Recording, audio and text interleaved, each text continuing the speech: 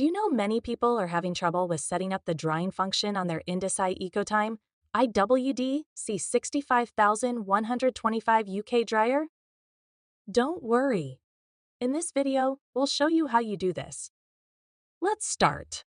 Step 1. Remove transport bolts. Remove the transport bolts before using the appliance to avoid damage. Step 2. Familiarize with controls.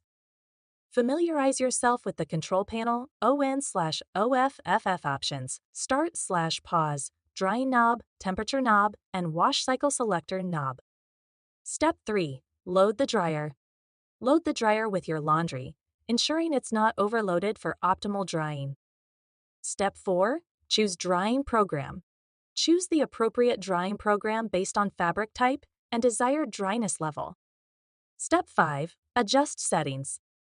Adjust temperature and drying settings according to your preferences and fabric recommendations. Step 6. Press Start. Press the START button to begin the drying cycle and let the dryer work automatically. Follow these steps, and you'll be able to use the drying function on your Indesit Ecotime IWDC 65125 UK dryer with ease. Still need help? Visit our website for the complete manual.